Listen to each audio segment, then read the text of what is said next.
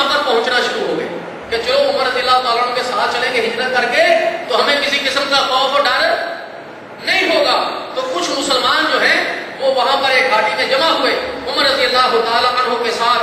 ان کے قبیلے والے بھی تھے, ان کے اہل خانہ قبیلے والے, ان کے بھائی زید بن خطاب عمر اور عبداللہ یہ دونوں سراقہ کے بیٹے تھے, اور انیس بن حذیفہ سہیمی جو ان کی بیٹی حفصہ کے شوہر تھے, اور چچا زاد سعید بن زید جن کا شمار عشرہ مبشرہ میں ہوتا ہے, اور واقد بن عبداللہ تمیمی ان کے حلیف, اور خولہ بن ابی خولہ مالک بن ابی خولہ یہ دونوں بنو عجل سے ان کے حلیف تھے. بنو بخیر ایاس خالد عاقل عامر اور بنو صاحب بن لیث یہ سارے کے سارے جو حلیف تھے یہ سارے کے سارے ان کے ساتھ ملے, اور عمر رضی اللہ تعالیٰ عنہ کی معیت میں یہ مدینہ المنورہ پہنچ گئے. ابھی رسول اللہ صلی اللہ علیہ وسلم نہیں پہنچے تھے تو آپ یہ مکہ میں مدینہ منورہ میں قبا کا جو علاقہ ہے جہاں قبا کی مسجد ہے وہاں عمر بن عوف کے محلے کے اندر جو ہے وہ آپ نے رفاع بن منذر کے ہاں اپنا قیام کیا. عمر رضی اللہ تعالیٰ عنہ سردار تھے مکہ کے, بڑے تھے اور لوگ جانتے تھے. ادھر ادھر سے جو لوگ آتے تھے تجارت کے لیے اور کشتی کے پروگرام ہوتے تھے, وہاں پر شعر و شاعری ہوا کرتی تھی, تو ان تمام چیزوں میں عمر رضی اللہ تعالیٰ عنہ شریک ہوتے تھے. اس وقت ان کی عمر جب وہ اسلام لے کر آئے ہیں اس وقت ان کی عمر 27 سال جی, بالکل نوجوان جی, کشتی کے ماہر, لڑائی کے ماہر جی, اور گھوڑ دوڑ کے ماہر, اونٹ دوڑ کے ماہر. اور آپ کے پاس جو اونٹ تھا وہ ایسا سکھلایا ہوا اونٹ تھا, ایسا سکھلایا ہوا اونٹ تھا کہ دو شخص جو عمر رضی اللہ تعالیٰ عنہ کے ساتھ آئے پیچھے قبیلے والوں نے ان کو بھیج دیا, اور بھیجنے کے بعد کہا کہ تمہاری ماں نے منت مانی ہے کہ اگر تم اپنی ماں کی زیارت کو مکہ نہ گئے تو وہ سارا اس وقت تک دھوپ میں بیٹھی رہے گی اور اپنے سر کے بال جو ہے وہ باندھے گی نہیں. اللہ اکبر. تو ان کا ارادہ ہوا کہ اپنی ماں کی منت کو پورا کرنے کے لیے جائیں تاکہ ہماری ماں جو ہے وہ کہیں دھوپ میں نہ جل جائے. عمر رضی اللہ تعالیٰ نے روکا کہ دیکھو نہ جاؤ, ان آدمیوں پر مجھے بھروسہ نہیں. انہوں نے کہا کہ دیکھو ماں کی منت تو پوری کرنی ہے جی. انہوں نے کہا دیکھو رہی ماں کی بات, جب دھوپ اس کو ستائے گا خود چھاؤں کے نیچے چلی جائے. اس نے منت مانی ہے میں چھاؤں میں نہیں جاؤں گی, جب دھوپ لگے گی نا اور پھر مکہ کی گرمی جب گرمی ستائے گی تو خود چھاؤں کے نیچے جائے گی, اور جب سر کی کھجاہٹ اور جوئیں اور خارش ہوگی نا تو خود سر کا بھی اپنا حساب کتاب لگا لے گی, تم نہ جاؤ. لیکن وہ گئے. عمر رضی اللہ تعالیٰ نے کہا اچھا تم نے پکا ارادہ کر لیا ہے تو یہ میرا اونٹ لے جاؤ. یہ ایسا سکھلایا ہوا اونٹ ہے نا, اس کو تم بس اشارہ ہی کرنا, یہ تمہیں ایسے ایسے راستوں سے لے کر جائے گا, یہ تمہارا پیچھا بھی نہیں کر سکے جی. عمر رضی اللہ تعالیٰ نے اپنا اونٹ دے دیا ان کو, راستے میں گئے اور وہ بھی بڑے ہوشیار تھے جی. اور عمر رضی اللہ تعالیٰ نے کہا کہ دیکھو یہ جو لوگ ہیں ان میں سے کسی کو بھی اپنا اونٹ تم نے نہیں دینا. اب راستے میں گئے تو ایک نے کہا کہ دیکھو میرا جو اونٹ ہے نا, میری جو سواری ہے یہ بڑی کمزور سواری ہے جی, اس پر جو ہے وہ آدمی بیٹھ جائے یہ چلتی ہی نہیں ہے, بہانے بنانا شروع کر دیے, تیری مہربانی تو مجھے اپنے ساتھ سوار کر. انہوں نے اپنے ساتھ سوار کیا, سوار کرتے ہی انہوں نے پیچھے سے ان کی جو ہے مشکیں باندھی اور باندھ کر جو ہے وہ لے گئے وہاں پر. تو بہرحال کہنے کا مطلب یہ ہے کہ عمر رضی اللہ تعالیٰ عنہ ایک زبردست قسم کی جو ہے وہ شخصیت مدینہ منورہ میں پہنچ. سیدنا عمر رضی اللہ تعالیٰ عنہ کی شخصیت پر قرآن کا بہت زیادہ اثر تھا. سیدنا عمر رضی اللہ تعالیٰ عنہ کی شخصیت پر قرآن مجید نے ایک زبردست اثر چھوڑا تھا. اور حقیقت یہ ہے میرے بھائیوں, حقیقت یہ ہے کہ قرآن مجید کو پڑھیں, قرآن مجید کو سمجھیں. اللہ کی قسم یہ قرآن مجید, یہ رب کی کلام, یہ بڑے بڑے سخت دلوں کو بدل دیتی ہے. آج ہمارے مولوی قرآن پڑھنے نہیں دیتے کہ تمہاری سمجھ میں نہیں آئے گا, تو پھر سمجھ کس میں آنا؟ اگر مسلمان کی سمجھ میں نہیں آنا تو پھر کس کی سمجھ میں آنا جی. عمر رضی اللہ تعالیٰ نے کوئی تفسیریں نہیں پڑھی ہوئی تھی کہ قرآن مجید کے کسی مدرسے میں بیٹھ کر قرآن کی تعلیم حاصل نہیں کی تھی, لیکن پہلی مرتبہ قرآن کی تلاوت کی تو وہ دل میں اترتی چلی گئی. آج بھی دنیا میں جو کافر یہود و نصارہ جو مسلمان ہو رہے ہیں کس مدرسے میں پڑھتے ہیں, کہاں وہ 19-20 علوم حاصل کرتے ہیں, قرآن کی تلاوت قرآن کا ترجمہ پڑھتے ہیں اپنی اپنی ان کی زبانوں میں, انگریزی میں, ہندی میں,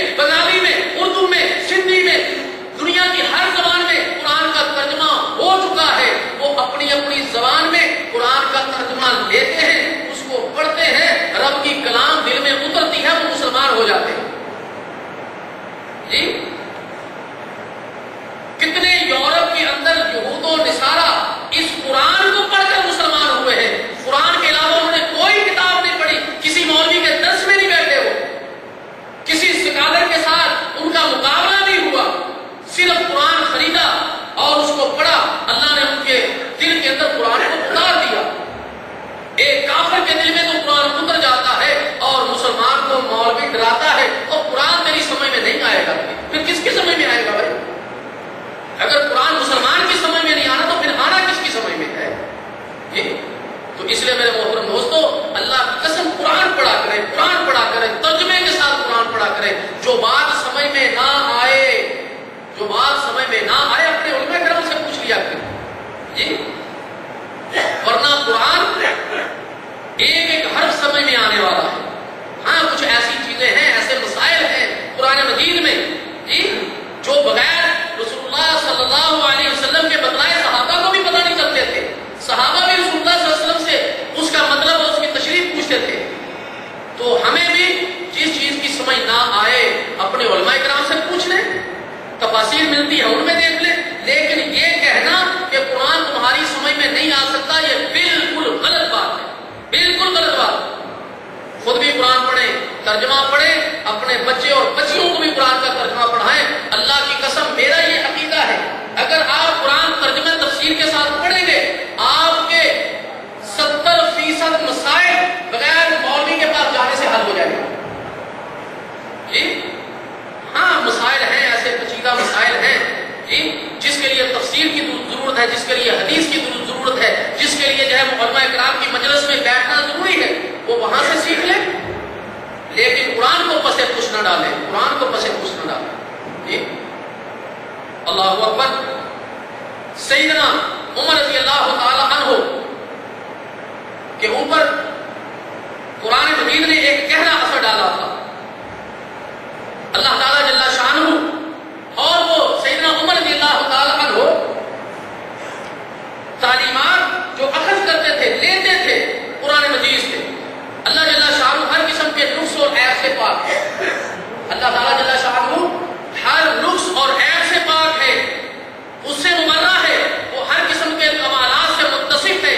وہ ایک ہے, اس کا کوئی شریک نہیں, اس کی کوئی بیوی ہے نہ کوئی اس کی اولاد. ان تمام چیزوں سے اللہ تعالیٰ جل شانہ پاک ہے. اللہ مالک الملک ہے, اللہ مدبر ہے, پوری کائنات کے چلانے والا ہے. اور یہ قرآن مجید میں یہ ساری چیزیں موجود ہیں. رب کائنات ارشاد فرماتے ہیں ان ربکم اللہ الذی خلق السماوات والارض فی ستۃ ایام. بے شک اللہ وہ ذات ہے جس نے آسمانوں کو پیدا کیا, زمین کو پیدا کیا, فی ستۃ ایام 7 دنوں کے اندر. ثم استوى علی العرش, پھر اللہ تعالیٰ جل شانہ عرش پر مستوی ہوا. یغشی اللیل النہار یطلبہ حثیثا والشمس والقمر والنجوم مسخرات بامرہ الا لہ الخلق والامر تبارک اللہ رب العالمین. رات کو دن کے اوپر اوڑھ دیتا ہے جی, رات ہے, دن چلا جاتا ہے, رات آ جاتی ہے, رات چلی جاتی ہے, دن آ جاتا ہے. اللہ وہ ذات ہے جو دن کو بھی چڑھاتا ہے, رات کو بھی چڑھاتا ہے, اور جو تیز چلتا ہوا اس کے پیچھے چلا جاتا ہے. دن تیزی کے ساتھ رات کے پیچھے, اور رات تیزی کے ساتھ دن کے پیچھے, اور سورج اور چاند ستارے اس رب نے پیدا کیے اس حال میں کہ اس کے حکم کے سارے تابع.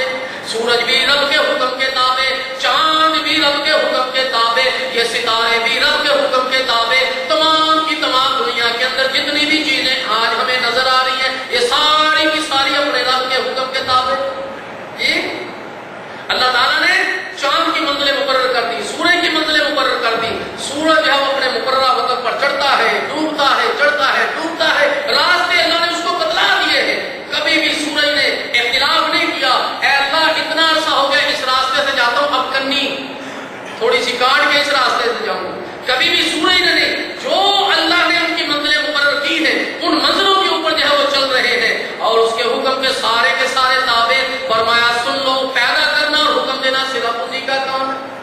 پیدا کرنا بھی اسی کا کام ہے, اور حکم دینا, عمل کرنا, اپنا آرڈر تسلیم کروانا بھی صرف جو ہے وہ اسی کا کام ہے. اور وہ رب جو ہے وہ کیا ہے, برکت والا ہے. اللہ جو سارے جہانوں کا رب. اسی طرح اللہ تعالیٰ جل شانہ ہر نعمت عطا کرنے والا ہے. اللہ تعالیٰ ہر نعمت عطا کرنے والا ہے. یہ نہیں کہ کچھ چیزیں رب دیتا ہے, کچھ چیزیں اور دیتے ہیں. کچھ چیزیں رب دیتا ہے, کچھ چیزیں جو ہے رب کے علاوہ کوئی اور بھی دینے والا دنیا میں موجود ہے.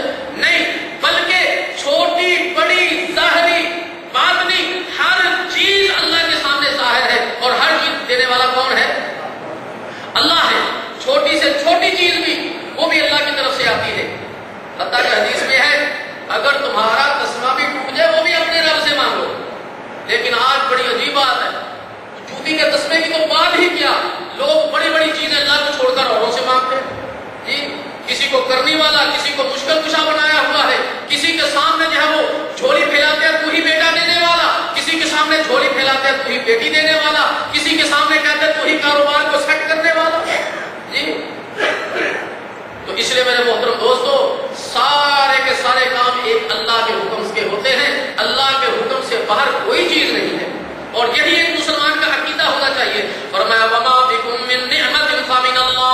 ثم اذا مسكم الضر فإليه تجأرون، اور تمہارے پاس جو بھی نعمت ہے وہ اللہ کی طرف سے ہے. تمہارے پاس جو بھی نعمت بڑی ہو یا چھوٹی، وہ ساری کی ساری کس کی طرف سے؟ اللہ کی طرف سے. پھر جب تمہیں تکلیف پہنچتی ہے تو تم اسی کی طرف گڑ گڑاتے ہو. جی جب تمہیں تکلیف پہنچتی ہے تو تم اسی کی طرف جو گڑ گڑاتے ہو. تو اس لیے بندہ بیمار ہوتا ہے، بندہ بیمار ہو جاتا ہے، بیماری آتی ہے، جی MBBS کے پاس گیا، شفا نہیں ملی، دوسرے MBBS کے پاس، تیسرے سرجن کے پاس، فلانے کے پاس، فلانے کے پاس، حکیم کے پاس، طبیب کے پاس، ایلوپیتھی